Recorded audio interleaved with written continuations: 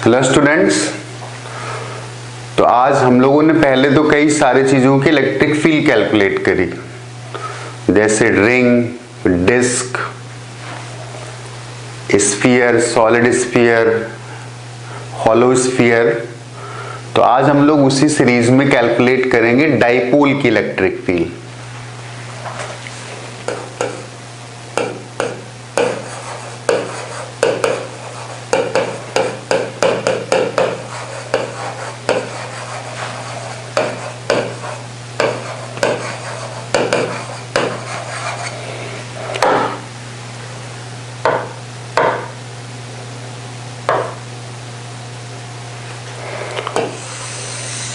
तो जैसे हम लोगों ने डिस्क की इलेक्ट्रिक फील्ड कैलकुलेट करी और चीजों की इलेक्ट्रिक फील्ड कैलकुलेट करी, वैसे हम लोग अब डाइपोल की इलेक्ट्रिक फील्ड कैलकुलेट करेंगे। तो डाइपोल के बारे में थोड़ा डिस्कस कर चुके हैं कि डाइपोल होता क्या है। तो अगर दो स्मॉल चार्जेस जिनके मैग्नीट्यूड सेम है लेकिन साइन ऑपोजिट है, एक माइनस क्यू और एक प्लस क्यू, इनको एक स्मॉल डिस्टेंस पे रख दें। सपोज इस डिस्टेंस को बोल देते हैं 2d। चूंकि मेजरमेंट मिड पॉइंट से करते हैं तो इसकी डिस्टेंस को हम लोग बोलते हैं 2d। तो अगर दो चार्जेस इक्वल मैग्नीट्यूड के, ऑपोजिट साइन के, एक स्मॉल सेपरेशन पर रखे हो, तो इसे हम लोग बोलते हैं डाइपोल। और फिलहाल हम लोग बात कर रहे हैं इलेक्ट्रिक डाइपोल की, क्योंकि जब आगे मैग्नेटिज्म पढ़ेंगे तो वहां पर एक डाइपोल और भी आएगा, और वो डाइपोल होगा मैग्नेटिक डाइपोल। तो यहां पर बोल सकते हैं कि एक प्लस क्यू चार्ज है, दूसरा एक माइनस क्यू है, दूसरा प्लस क्यू है, और इन दोनों के बीच का सेपरेशन 2d है। तो जो यहां पर d होगा ये स्मॉल होगा। तो d अगर बहुत छोटा है तो इसे हम लोग बोलते हैं इलेक्ट्रिक डाइपोल। तो इलेक्ट्रिक डाइपोल मोमेंट,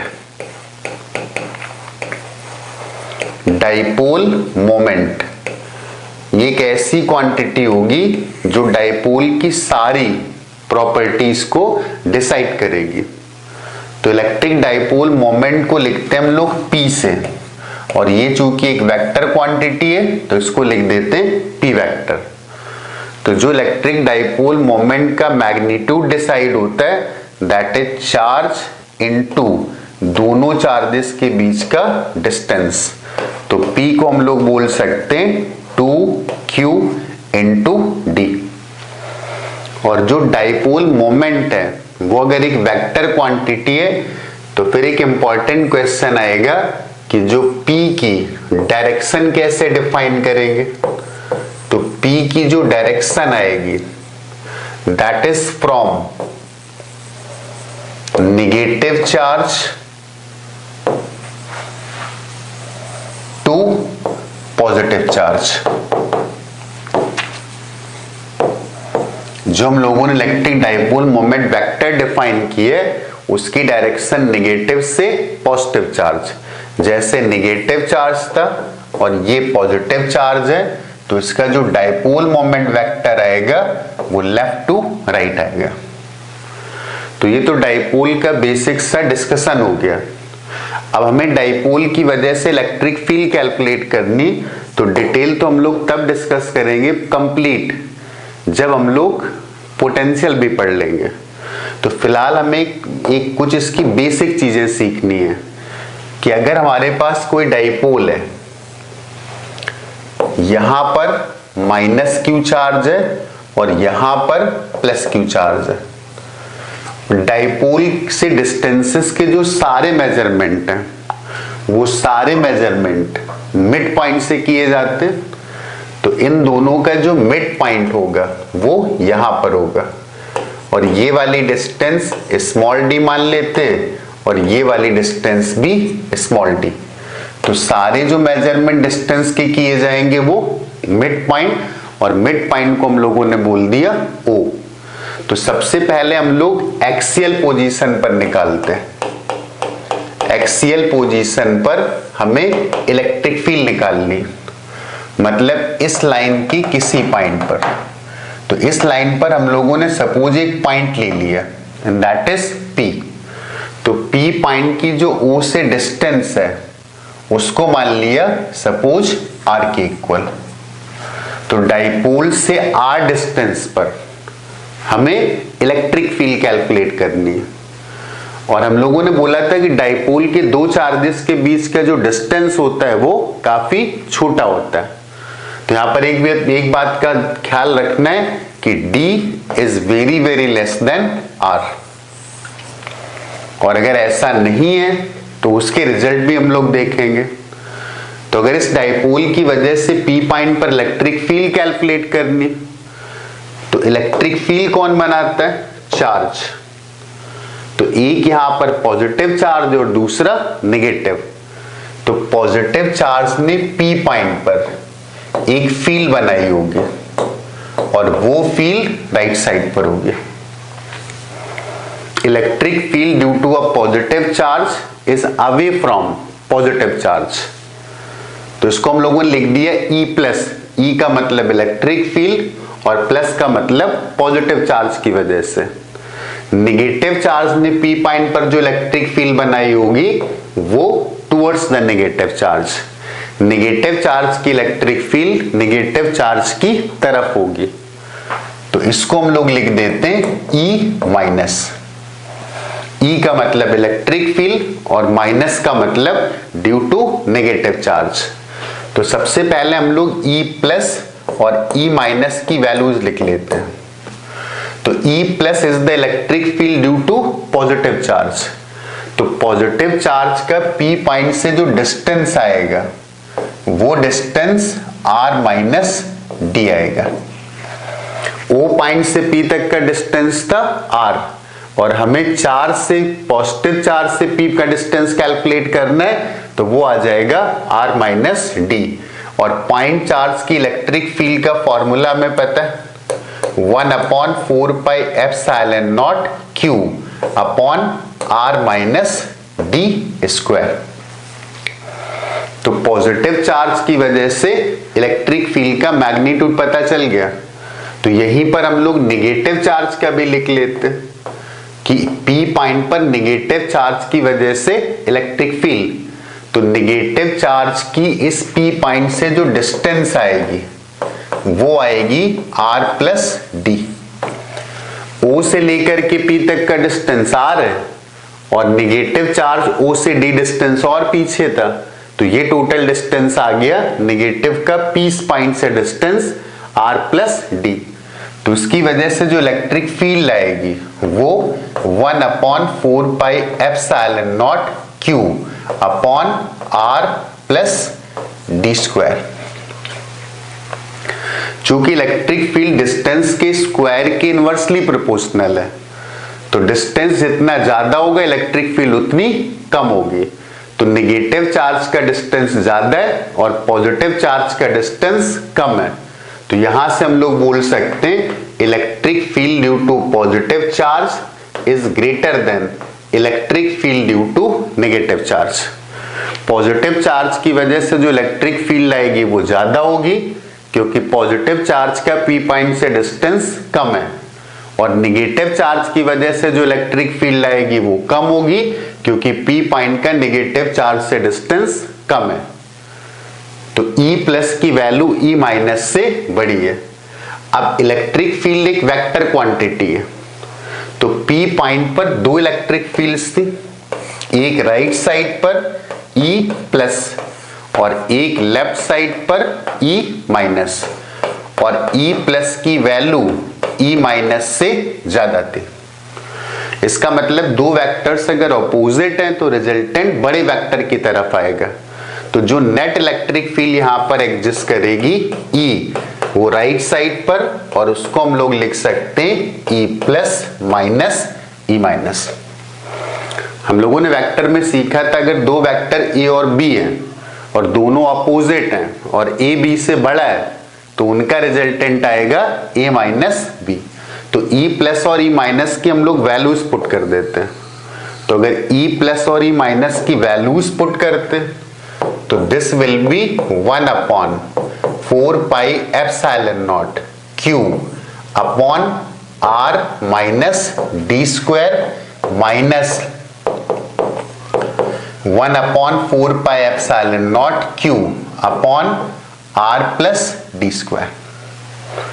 तो इससे कुछ कॉमन निकाल सकते हैं, तो E is equal to 1/4 pi epsilon naught, Q common निकाल लेते हैं तो अंदर आएगा 1/R minus D square minus 1/R plus D square.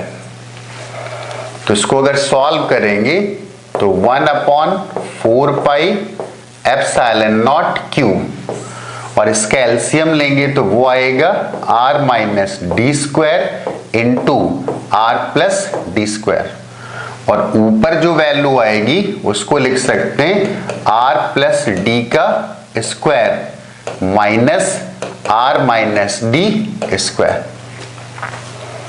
इसको और सिंप्लीफाई करते तो 1/4 pi epsilon naught into Q, और इसको a square minus B square से ओपन कर देते तो a square minus B square equal to a minus B into A plus B.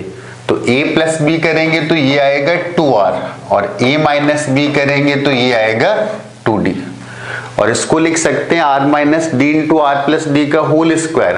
तो नीचे बन जाएगा r square minus D square whole square. एक बात और चेक करते हैं, जो 2d इंटू Q लिखा हुआ है वो P वेक्टर लिखा हुआ है, ये सिंपली P बोल सकते हैं इसको। तो यहां से जो इलेक्ट्रिक फील्ड की वैल्यू आ गई वो आ गई 1/4 pi epsilon naught P into 2R upon R square minus D square whole square. अगर कोई अप्रोक्सीमेशन नहीं दे रहा है कि d छोटा है या बहुत छोटा है तो फिर ये फॉर्मूला वैलिड है, लेकिन हमें एक बात पता थी क्या, कि जो d की वैल्यू है वो r के कंपैरेटिवली बहुत छोटी, d तो स्मॉल है और r काफी बड़ा है उसके कंपैरेटिवली, तो फिर यहां से हम लोग बोल सकते हैं कि जो d स्क्वायर होगा that will be negligible as compare to r square. तो फिर हम लोगों के पास इलेक्ट्रिक फील्ड का जो रिजल्ट आ गया वो आ गया E is equal to 1/4 pi epsilon naught 2p, नीचे आएगा r टू द पावर 4 और ऊपर एक r से कैंसिल होगा तो ये आ जाएगा r³। इसका मतलब इलेक्ट्रिक फील्ड डाइपोल के एक्सियल पोजीशन पर, डाइपोल की एक्सिस पर 1/4 pi epsilon naught 2p upon r³, right. अब एक बात और चेक करते हैं, डायरेक्शंस कहां पर कैसी कैसी आ रही होंगी। तो जैसे ये डाइपोल था और ये इसका p वेक्टर है, तो p वेक्टर अगर राइट साइड पर है तो डेफिनेटली नेगेटिव चार्ज और ये पॉजिटिव। तो अगर हम लोग इसके राइट साइड पर जाते हैं तो वो तो हमको क्लियर दिखाई दे रहा है कि इसकी इलेक्ट्रिक फील्ड जो आएगी वो राइट साइड पर, और अगर इस डाइपोल के पीछे आ जाए तो नेगेटिव चार्ज से डिस्टेंस कम है और पॉजिटिव से डिस्टेंस ज्यादा है, तो उस केस में इलेक्ट्रिक फील्ड किधर आएगी, राइट साइड पर। इसका मतलब डाइपोल की एक्सिस पर अगर हम लोग डाइपोल के राइट में तो भी इलेक्ट्रिक फील्ड p वेक्टर की तरफ है, और अगर पीछे तो भी इलेक्ट्रिक फील्ड p वेक्टर की तरफ होगी। बीच के जो पॉइंट्स आ रहे होंगे वहां पर कुछ और भी हो सकता है। अगर पूछा जाता है कि डाइपोल के बीच में, तो जैसे ये डाइपोल था -q और ये +q, तो अगर यहां पर कहीं पर हमें इलेक्ट्रिक फील्ड निकालनी होती तो पॉजिटिव चार्ज की इलेक्ट्रिक फील्ड पीछे की तरफ है और नेगेटिव चार्ज की इलेक्ट्रिक फील्ड भी पीछे की तरफ है। इसका मतलब डाइपोल के जो बीच का रीजन है उसकी electric field from positive to negative. तो अगर हम लोग बात करते हैं कि एक्सियल पोजीशन पर, तो एक्सियल पोजीशन पर अगर राइट में हो या लेफ्ट में हो तो electric field is in direction of dipole moment vector, लेकिन डाइपोल के अगर बीच में तो electric field dipole moment vector के ऑपोजिट आ रही होगी। और ये जो फॉर्मूला था वो अप्रोक्सीमेशन के साथ था कि जो डी की वैल्यू है वो आर के कंपैरेटिवली काफी छोटी है।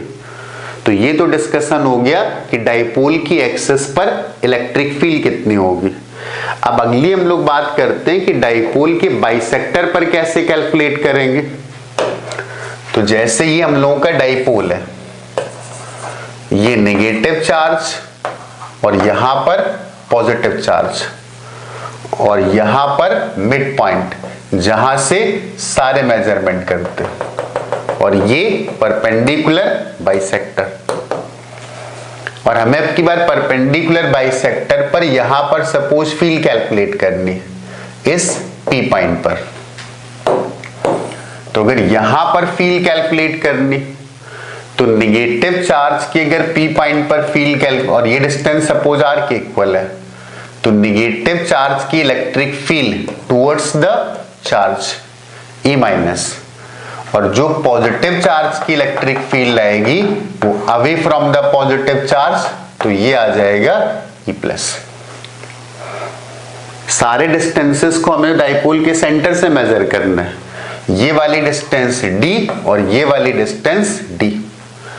तो अगर हम लोग यहां पर E प्लस की वैल्यू लिखें, E प्लस, तो ये D था और ये R था, तो ये जो वैल्यू आएगी वो root of R square plus D square, और इस वैल्यू को भी बोल सकते हैं कि this is root of R square और प्लस डी स्क्वायर, ऐसे। तो अगर हम लोगों को E प्लस की वैल्यू लिखनी है तो E plus is equal to 1/4 pi epsilon naught, charge की वैल्यू थी Q, और अपॉन डिस्टेंस स्क्वायर, तो डिस्टेंस का अगर स्क्वायर करेंगे तो this is R square plus D square. और अगर हमें E माइनस की वैल्यू लिखनी, E माइनस, तो वो आएगा 1/4 pi epsilon naught Q upon R square plus D square. क्योंकि चार्ज भी दोनों सेम थे, डिस्टेंस भी दोनों सेम थी, तो ये दोनों जो इलेक्ट्रिक फील्ड है इनके मैग्नीट्यूड कैसे आ गए, वो तो सेम आ गए। अब यहां पर एक चीज और नोटिस करते हैं कि अगर इन दोनों ट्राइंगल्स को लेते हैं तो ये दोनों साइड्स बराबर, ये दोनों साइड बराबर, और ये दोनों में कॉमन। इसका मतलब है दोनों सेम ट्राइंगल, और अगर सेम ट्राइंगल है और इसका मतलब इनके सारे एंगल्स भी कैसे आएंगे, सेम आएंगे। तो इसको अगर हम लोग थीटा बोलेंगे तो ये भी कितना होगा, थीटा। तो ये आ जाएगा 90 माइनस थीटा, और ये थीटा है तो ये आ जाएगा 90 माइनस थीटा। तो हम लोग क्या करते, इसको थीटा मान लेते, तो ये भी कितना होगा, थीटा। और E प्लस की वैल्यू को अगर E नॉट मान लेंगे तो वही वैल्यू किसकी आ रही, E माइनस की, क्योंकि दोनों वैल्यूज तो सेम आ रही। तो कुल मिलाकर के हमारे पास जो रिजल्ट है वो रिजल्ट है कि यहां पर इलेक्ट्रिक फील्ड E नॉट, और ये इलेक्ट्रिक फील्ड भी कितनी है, E नॉट। तो इस E नॉट का अगर ये कंपोनेंट करेंगे तो वो आ जाएगा E नॉट कॉस थीटा, और ऊपर वाला कंपोनेंट आएगा E नॉट साइन थीटा। जो नीचे वाली इलेक्ट्रिक फील्ड थी इसका एक इधर कंपोनेंट आएगा और दूसरा नीचे, तो इधर वाला कंपोनेंट आएगा E नॉट कॉस थीटा, और यहां पर कंपोनेंट आएगा E नॉट साइन थीटा। तो ये E not sine theta, E not sine theta cancel हो गया। इट मींस जो टोटल इलेक्ट्रिक फील्ड आएगी वो लेफ्ट साइड पर आएगी, और वो जो टोटल इलेक्ट्रिक फील्ड आएगी इसको हम लोग बोल देते हैं E टोटल। तो दोनों वेक्टर चूंकि पैरेलल हैं तो this will B 2E not into cos theta. अब ये वाला एंगल थीटा था तो ये फिर 90 माइनस थीटा हो गया, ये भी 90 माइनस थीटा, तो ये थीटा आ जाएगा और ये भी थीटा। हमें लिखना था कॉस थीटा, तो अगर इस वाले ट्रायंगल से कॉस थीटा लिखेंगे तो base upon hypotenuse, base d और hypotenuse root of R square plus D square. तो यहां पर अगर वैल्यू कॉस थीटा की पुट करते हैं तो हमारे पास इसकी वैल्यू आती 2, और E नॉट की वैल्यू में पता है 1/4 pi epsilon naught Q upon R square plus D square, और कॉस थीटा की वैल्यू आएगी D upon root of R square plus D square. तो 2q d, इसे हम लोग क्या बोल सकते हैं, p, और कांस्टेंट था 1/4 एप्सिलॉन नॉट, और नीचे आ जाएगा R square plus D square to the power 3/2। तो ये हम लोगों की टोटल इलेक्ट्रिक फील्ड आ गई।